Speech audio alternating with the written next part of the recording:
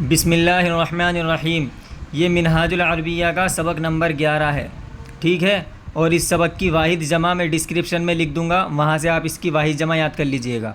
اس سبق کے اندر کچھ نئے الفاظ آئے ہیں، ان الفاظ کو آپ بغیر دیکھے یاد کیجئے گا۔ جیسا کہ یہ الفاظ ہے رسمن۔ رسمن کہتے ہیں تصویر کو۔ کس کو کہتے ہیں؟ تصویر کو۔ جیسے یہ ایک تصویر ہے، ٹھیک ہے۔ اور اسی طرح آتا ہے قفصن۔ قفصن کہتے ہیں پنجرے کو۔ طائرن پیچھے بھی آ چکا ہے، کہتے ہیں پرندہ۔ ببغاؤ، دیکھیں ببغاؤ کہتے ہیں طوطے کو۔ کس کو کہتے ہیں؟ طوطے کو۔ لیکن ایک بات یاد رکھیں آپ، یہ ببغاؤ پر ایک پیش آ رہا ہے، یہ غیر منصرف ہے۔ فی الحال آپ کو یہ سب سمجھنے کی ضرورت نہیں ہے، لیکن بس اتنا یاد رکھیں کہ ببغاؤ یہ حمراؤ کے وزن پہ ہے۔ کس کے وزن پہ ہے؟ حا میم را الف اور حمزہ۔ حا میم حم را الف حم را او، حمراؤ 5 حروف ہیں۔ تو جو بھی الفاظ حمراؤ کے وزن پر آئیں گے، جیسے ببغاؤ 1 2 3 4 5، اس کے اندر 5 حروف ہیں، تو جو بھی الفاظ 5 حروف کے ساتھ اس کے وزن پر آئیں گے، حمراؤ کے وزن پر، اس پر ایک پیش آئے گا۔ تو آپ نے دیکھا اس پر ایک پیش ہے اور یہ غیر منصرف ہے۔ بس اتنا یاد رکھیں، یہ سب اگر آپ کو یاد نہ رہے کہ ببغاؤ حمراؤ کے وزن پہ ہے، اس لیے اس پر ایک پیش آئے گا، ٹھیک ہے۔ چلیے اب شروع کرتے ہیں۔ اس کا ترجمہ دیکھیے، جو الفاظ آئیں ان کو یاد کیجیے، واحد جمع ہم ڈسکرپشن کے اندر لکھ دیں گے، وہاں سے آپ ان کو یاد کر لیجئے گا۔ ھذا رسم، یہ ایک تصویر ہے۔ ھذا الرسم جمیل جدا، یہ تصویر بہت خوبصورت ہے۔ ما فی الرسم یا عزیزو، یا کا ترجمہ ہوتا ہے اے پیارے، اے عزیز، اے دوست، کچھ بھی اس کا ترجمہ کر سکتے ہیں۔ اے دوست، تصویر میں، فی الرسم تصویر میں، ما کیا ہے؟ اے دوست تصویر میں کیا ہے؟ فی الرسم قفص، تصویر میں پنجرہ ہے۔ دیکھ رہے ہیں نا، پنجرہ ہے۔ ما فی القفص، پنجرے میں کیا ہے؟ فی القفص طائر، پنجرے میں پرندہ ہے۔ اذالک الطائر ببغاؤ، آ کا ترجمہ ہوگا کیا۔ کیا ہوگا؟ کیا۔ جیسے حل کا ترجمہ آپ نے پیچھے پڑھا تھا کیا، اسی طرح آ کا ترجمہ بھی ہوتا ہے کیا۔ کیا وہ پرندہ طوطا ہے؟ پیچھے بتایا انہوں نے پنجرے میں پرندہ ہے، اب یہاں کہہ رہے ہیں کیا، سوال کر رہا ہے سوال کرنے والے نے، کیا وہ پرندہ طوطا ہے؟ اب آگے جواب دے رہے ہیں، سوالیہ نشان لگا رکھا ہے سوال کے لیے، ٹھیک ہے۔ نعم ذالک الطائر ببغاؤ، ہاں وہ پرندہ طوطا ہے۔ ببغاؤ کے بارے میں ایک بات ہم نیچے بھی بتائیں گے آپ کو، ابھی آپ کی سمجھ میں آ جائے گا، ٹھیک ہے۔ کیف ذالک الطائر، وہ پرندہ کیسا ہے؟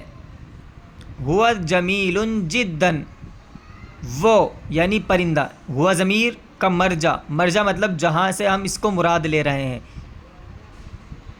وہ پرندہ کیسا ہے، وہ سے مراد کیا ہے؟ یعنی پرندہ، وہ بہت خوبصورت ہے، وہ بہت خوبصورت ہے، یعنی وہ یعنی پرندہ۔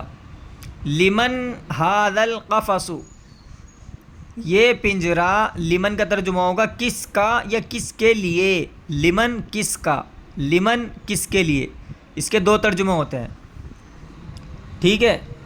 اس کے 2 ترجمے ہوتے ہیں، لمن کس کا اور کس کے لیے۔ یہ پنجرہ کس کا ہے، یا دوسرا ترجمہ کریں گے یہ پنجرہ کس کے لیے ہے۔ ھذا القفص لفرید، یہ پنجرہ فرید کا ہے، یہ پنجرہ فرید کے لیے ہے۔ ابھی یہ کچھ سوال آئے ہیں، ان کا جواب آپ کو کمنٹ میں دینا ہے، پیچھے آ جائیں گے جواب ان کے۔ کیف ذالک الرسم، وہ تصویر کیسی ہے، تو آپ کو پیچھے سے جواب دینا ہے کہ یہ تصویر بہت خوبصورت ہے۔ اسی طرح سارے جواب آپ کو اسی طرح دینے ہیں۔ این الطائر، پرندہ کہاں ہے، تو بتانا ہے آپ کو پرندہ پنجرے میں ہے۔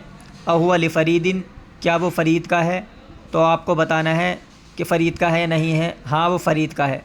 اہو اسود، کیا وہ کالا ہے، نہیں، آپ کو بتانا ہے وہ ہرا ہے۔ ہرے کی عربی خضر، اخضر آتی ہے، اخضر، ٹھیک ہے، اور اگر مؤنث ہے تو خضراء۔ اہوا جمیل، کیا وہ خوبصورت ہے؟ تو آپ کو بتانا ہے ہاں وہ خوبصورت ہے۔ اہوا ببغاء، کیا وہ طوطا ہے؟ تو آپ کو بتانا ہے ہاں وہ طوطا ہے۔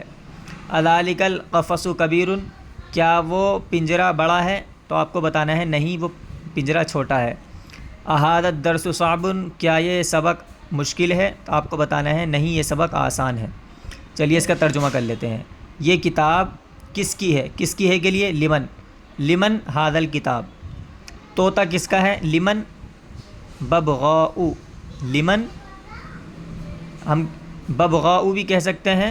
اور میں وہی چیز بتانے کے لیے آپ کو یہاں سے میں نے کہا تھا کہ یہاں پر میں آپ کو نیچے ایک چیز بتاؤں گا، تو دیکھیں یہ جو ہے لمن، لمن کے بعد جو ہم ببغاء پڑھ رہے ہیں، اگر ہم اس پر الببغاء بھی کہہ دیں گے تو بھی کوئی دقت نہیں ہے، اور ویسے الببغاء ہی ہونا چاہیے۔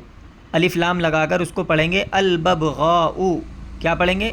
الببغاء، یعنی طوطا کس کا ہے، ٹھیک ہے۔ تو امید ہے کہ آپ کو یہ بات سمجھ میں آ گئی ہوگی۔ یہاں پر جو ہے لمن، لمن کے بعد ہم نے اوپر بتایا تھا کہ ببغاء ہم نے اس لیے لگایا کتاب والوں کی طرف سے ایسے ہی لکھا ہوا ہے۔ وہ پرندہ کیسا ہے؟ وہ پرندہ طوطا ہے۔ یہاں ہم نے پوچھا طوطا کس کا ہے، تو طوطے کی عربی ببغاء آتی ہے۔ کیا آتی ہے؟ ببغاء، لیکن الف لام لگا سکتے ہیں ہم، یعنی جو غیر منصرف ہوتا ہے حمراء کے وزن پر ببغاء ہے تو اس کو الف لام اس پر لگایا جا سکتا ہے، اور لگانے کے لیے اس پر ہم نے الف لام لگایا۔ وہ یعنی جب ترکیب کریں گے اس کی ترکیب ٹھیک ہو جائے گی، مبتدا خبر کی ترکیب ہو جائے گی اس کی۔ پرندہ کس کا ہے؟ تو ہم کہیں گے پرندہ، تو کیونکہ سوال کیا جا رہا ہے، اور اگر سوال نہ کیا جاتا ہم کہتے طوطا خوبصورت ہے، تو ہم کہتے الببغاء جمیل، طوطا خوبصورت ہے۔ اب سوال کیا جا رہا ہے اس لیے ہم سوال میں لمن لگائیں گے شروع میں، لمن، لمن الببغاء، طوطا کس کا ہے۔ لمن کا ترجمہ ہم نے یہاں بتایا تھا کس کا، کس کے لیے، تو یہاں بھی اسی طرح وہ پنجرہ کس کا ہے۔ لمن ذالک القفص، یہ تصویر کیسی ہے۔ کیف ھذا الرسم، کیا وہ گھر خوبصورت ہے۔ هل ذالک البیت جمیل جمیل، تو هل ذالک البیت جمیل، یہ چوہا بہت موٹا ہے، تو چوہے کی عربی فارون آتی ہے۔ ھذا الفأر ثمین، ثمین موٹے کی عربی ثمین جدا، جدن بہت، جیسا کہ بہت، یہاں پر جدن کی عربی بہت۔ وہ بلہ بہت دبلا ہے، دبلے کی عربی پتلے کی عربی ہزیل آتی ہے۔ ذالک القط، قط بلی بلہ ایک ہی بات ہے۔ ذالک القط ہزیل جدن، وہ لڑکا کالا ہے۔ ذالک الولد اسود، یہ آدمی گورا ہے۔ ھذا الرجل ابیض، اسلام دین ہے۔ الاسلام دین، یہ دین بہت سہل ہے۔ ھذا الدین سہل جدن، مشکل نہیں ہے۔ لا صعب، اور کیا یہ کتاب قرآن ہے۔ هل ھذا الکتاب قرآن، ہاں یہ کتاب قرآن ہے۔ نعم ھذا الکتاب قرآن، اور وہ مبارک ہے۔ وذالک مبارک، اے فرید یہ سبق کیسا ہے۔ دیکھیں جتنے بھی اس طرح کی عربی آتی ہے، اے فرید، اے سہیل، اے لڑکے، تو میں آپ کو ایک قاعدہ بتا دیتا ہوں، یہ سب سے بعد میں استعمال ہوتے ہیں۔ دیکھیں بعد میں شروع میں بھی کر سکتے ہیں، لیکن طریقہ اس کا یہی ہوتا ہے۔ دیکھو جیسے اس میں استعمال کیا گیا ہے، اے عزیز تصویر میں کیا ہے۔ دیکھو یہاں بھی سوالیہ ہے، سوالیہ نشان، تو سوالیہ نشان تو شروع میں ہی آئے گا، ٹھیک ہے۔ تو ہم یہاں کیسے بنائیں گے اس کو، اے فرید یہ سبق کیسا ہے، تو کیفا ھذا الدرس یا فرید، ٹھیک ہے، کیفا ھذا الدرس یا فرید۔